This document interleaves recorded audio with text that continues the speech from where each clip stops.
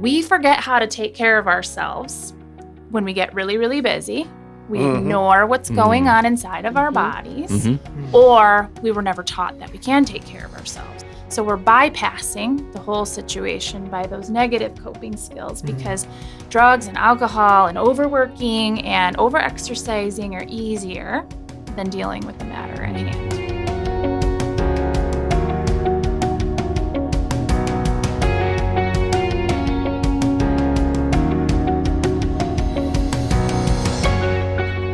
Welcome, everyone, to podcast number 190, Renew Your Mind. With us today, we have Senior Pastor Paul Gruenberg. We have our Youth and Family Director and Contemporary Band Leader, Jordan Kettlewell.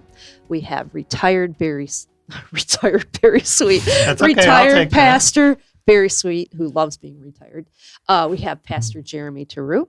We have special guest Jessie Thompson, and myself, Dana Hall, is the moderator. And we're going to jump right in, and this is part 2 of Open Your Eyes, so mental health in the Christian world. So I think Jessie's going to give us some, you want to take us back really quick, and then I think you're going to give us some tips, Can I summarize last week? Sure. So I would say that we all suffer. We don't always need a counselor, but we need each other. Beautiful. Awesome. All right, that's the end of the podcast. All right. Okay. No, one of the things, this whole idea of suffering and not getting any release because we're stuffing it down. One of the things we've talked about is like we should all be happy. We all wear masks of happiness, the big smile. But Jesus said we're going to suffer because of him. Mm-hmm. We're going to take on the naysayers of the world. We're going to, I think part of suffering is just being lost. We're not sure what we should be doing or who we are, and we get lost. Jesus wants us to find him. I said jokingly about how Jesus is the answer for everything, and I really do believe that. That if we go to Jesus, he can bring about healing. Sometimes that means he brings about people in our lives that we can talk to, that we can unburden ourselves. Jesus talks about being yoked with us. His burden is light. His way is easy. He takes on our burdens if we walk with him, if we are allowing ourselves to unburdened to him, and we don't, and that's a problem. So that leads to unhealthy coping. So how best do we find healthy coping? Well, as you were talking, I was thinking of half-brain Christianity and how I was there for a while when it came to yes, take your stuff to the Lord, believe in Jesus. So cognitively, I know, okay, God, you're there. I believe in you, I guess. This is where I was at in the beginning of my faith journey. But to do a whole brain approach is to bring my heart into it also and believe with my heart. Believe, not just know, but believe and have a relationship, which I had no idea what that was until he met me. Right where I was at, in the lost and the suffering and the broken and the looking for, love in all the wrong places and for saving in all the wrong places. But until I believe with my whole heart, did transformation happen for me. And I can see that in the church and in the Christian circles, where people are at. Are you logically knowing, or are you wholeheartedly? So what would be some signs of unhealthy coping? What would you look for somebody who's not coping well? Well, it's pretty obvious in some things. So there's overt coping. We are, first, I'll just say the U.S. is ranked the number 1 addicted, and the most alcohol and drugs. drugs. The number 1 addicted country when it comes to just functioning. And so this goes back to us dismissing things. And so what I see in the counseling room a lot are people who are controlling, So there's a lot of like areas where they're trying to control. They're trying to overwork. So sometimes that shows up in just being at work all of the time, controlling their food intake. So it can show up in a lot of different eating disorders. Control in terms of being perfect. So trying to have perfectionist tendencies, like getting perfect grades. And sometimes the kids in school who are like valedictorians, sometimes you just got to watch, okay, who are you striving for? What is going on there? So that's some of the more overt things. And then more covert, more that are more difficult to see, are just manipulating relationships, manipulating people. And that can look like people pleasing, like trying to earn people's love by pleasing. Then there's more obvious signs too, the alcohol, drinking, using drugs, and there's self-harm. Exercising. You can over-exercising. Yes. Yep, that's But one. Jessie, those are all the things that I was told ever since I was a kid. Gotta eat right. You gotta get good grades. You gotta work really hard. Are you firstborn? I was so a firstborn. Yeah, me too. I'm like, okay, check. So those are the things we pass on down. I mean, I had a son who was valedictorian, and it just drove him crazy in a way that was almost unhealthy. He was good. He's smart, had all of the brain cells that you need to be really smart and stuff. And in college, it created a storm for him. And, he had to weather that storm as well. But that's that firstborn. When people start talking to that, I think firstborn tendencies are overachievers. Yeah. Doing the kinds of things. And that only comes about because parents are wanting their kid to be perfect. And it's My not parents until never said a word, though. How did they behave? Because that's what kids pick up on, not our words. Yeah. But And so the youngest one tends to be really easygoing because parents have learned how to relax. Their kids are not going to fall apart if they're not on them all the time to be perfect. Depending on how many siblings they have, Yeah. they may have finally just resigned to like, okay, I'm just not going to be able to compete. I'm just going to be me. But for real, like, my youngest, he's, I think this is the case for all of the, if there's multiple siblings, the youngest kid's like always trying to like really try hard to compete with older brother, older sister, whatever. And then after a while, ideally, and this is what happened with my youngest, like he finally went, okay, my oldest brother is so much older than me. There's no way for me to compete with him in this. I'm just going to find out who I am, and developed his own very unique personality that was separate from everyone else. But you're right, he's also a lot more laid back because by the time you get to the fourth one, you're not as terrified of everything all the time because you got a little bit of parenting experience. And you watch the mistakes your brothers, in this case, have made. Yeah. So you try to avoid them. Yep. So Yeah. So you've got these unhealthy coping. What are healthy coping mechanisms to put in place? Well, is that what you have a person do? I mean, maybe you don't have them immediately go into a healthy coping. I mean, what do you suggest? Well, self-regulation is the first thing we work on. Self-regulation? Self-regulation, Okay. which is a term that's just used to calm down your nervous system, to be regulated, to be well so that you can function.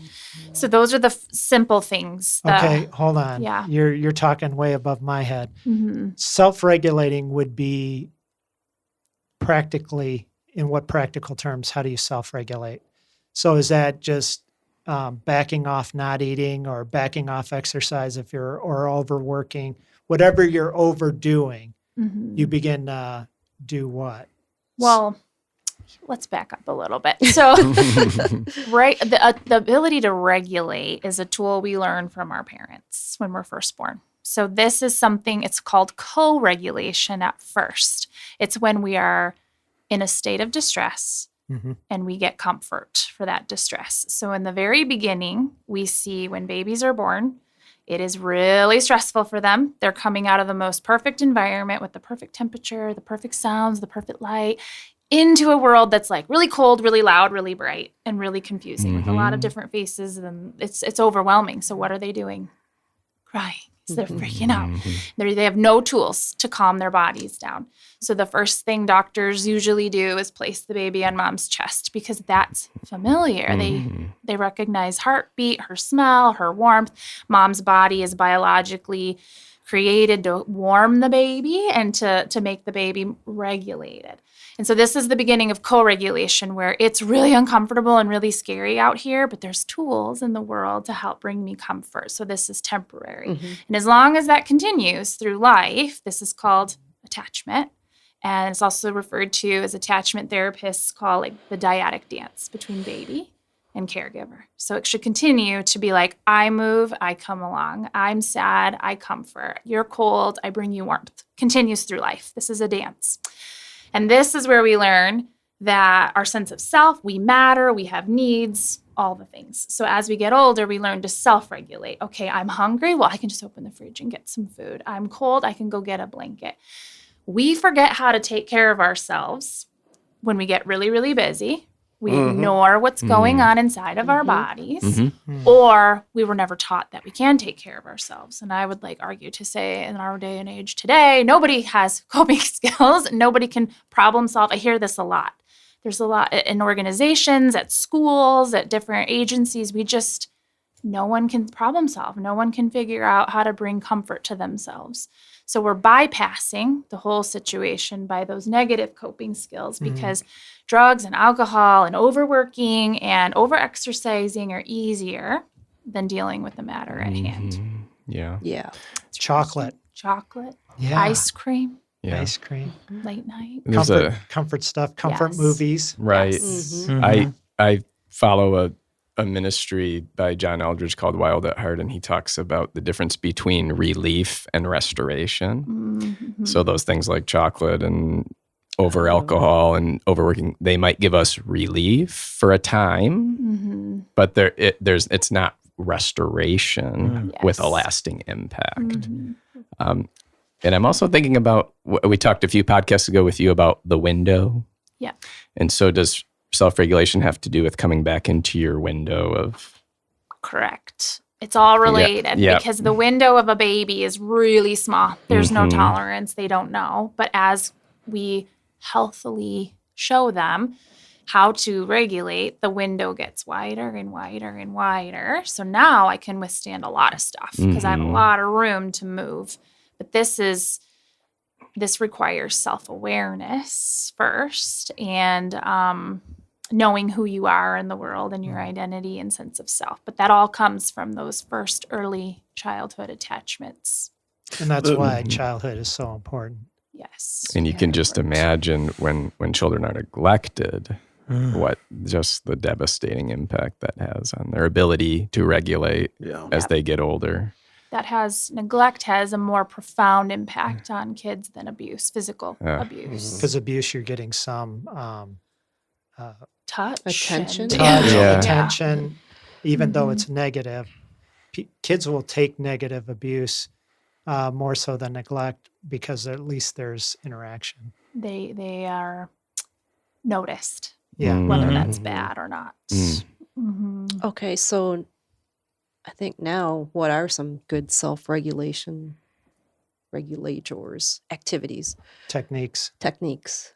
Okay, so the first, I don't know if I did talk about this in a previous podcast, but this is the first exercise I have everybody do, is just sitting prayerfully.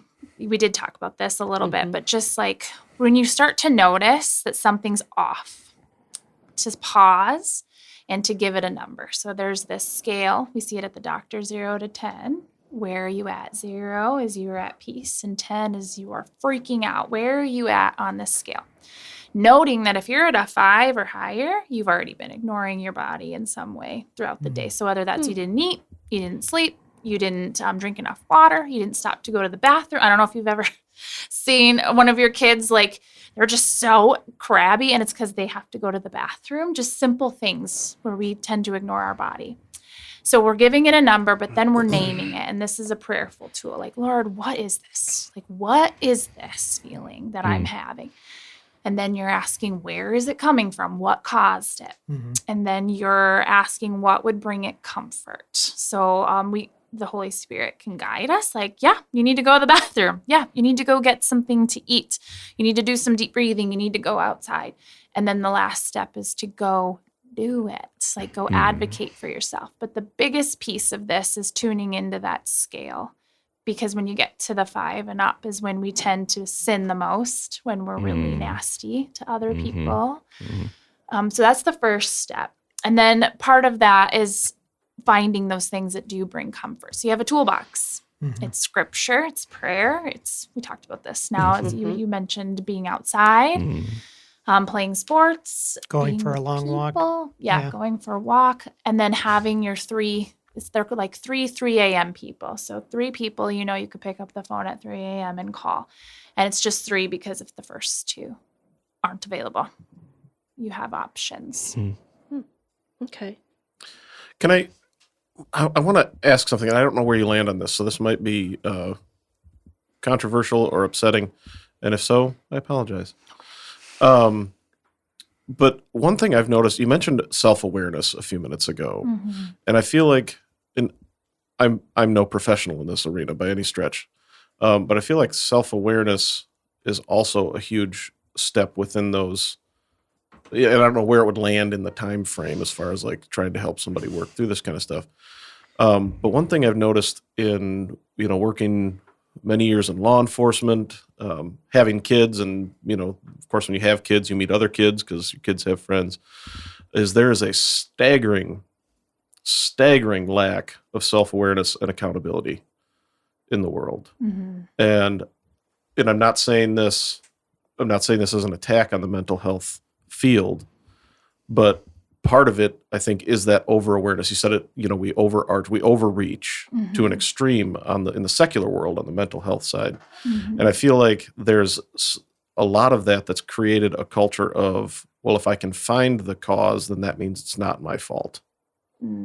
So as long as I can blame something else or someone else, then it's not my fault. And that's like the exact opposite of how I was raised, and that's the exact opposite of how I think, which whenever I'm confronted with a problem or an issue or I'm struggling with something, the first thing I try to do is boil it down to like, okay, how is this my fault? Now, that also might be to an extreme that's not healthy too, because, I end up taking responsibility and blaming myself for everything. But there's got to be a balance in there somewhere. And, wouldn't we say that passing blame to somebody else, you're not self-aware Right. at that point because you're not owning anything. You don't claim anything. You can't fix it if you don't claim it. You're not responsible for it. Right. So there's a level of a lack of self-awareness in that. Yeah, and I guess my question there is, like how important is that in the mental health like journey, trying to figure out what the problem is? How important is it to embrace our own cross and understand that there are certain things that obviously it's clearly we have some agency and accountability in it also. It's very important. And a good clinician will reveal yourself to you. So it's like holding a mirror up to yourself and being like, this is how you're behaving. This is what I'm noticing.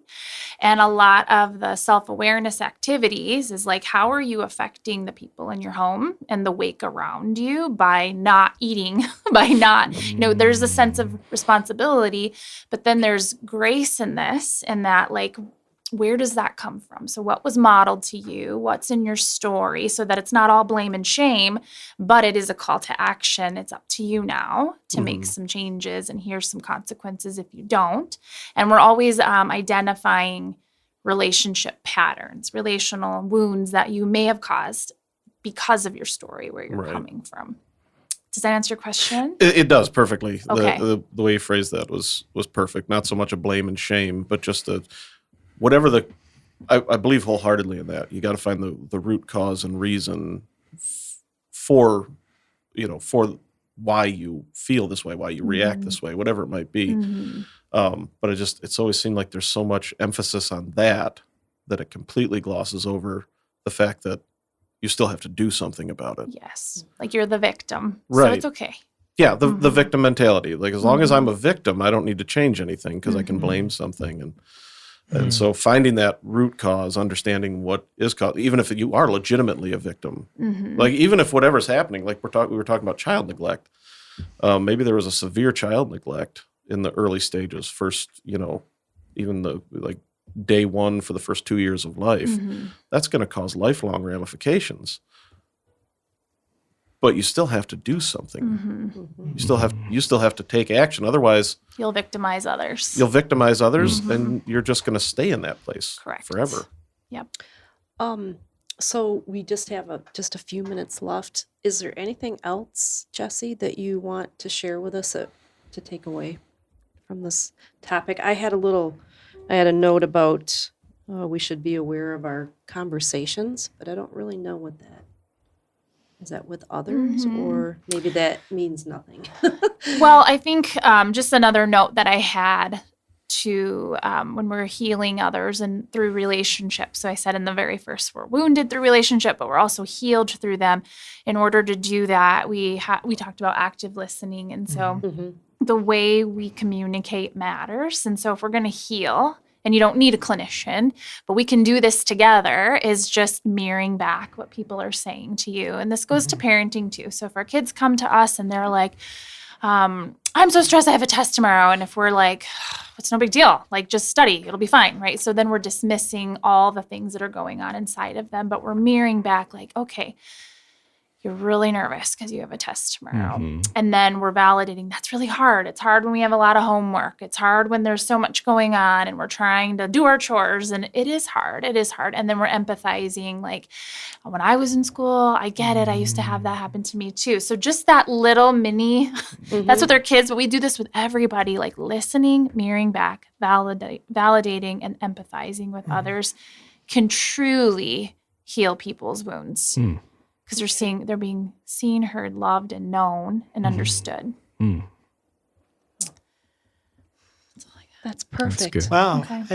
I think you should come back. Yes.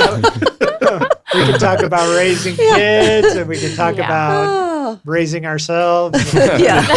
Re-raising ourselves. All right. Well, thank you for joining us, Jessie. We just really appreciate it. So Thank for you. having thank you. me. Thank you.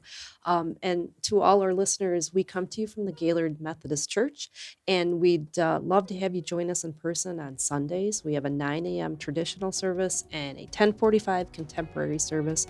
We also have on the second and fourth Wednesdays, we have a 7:15, little more informal service that you could join.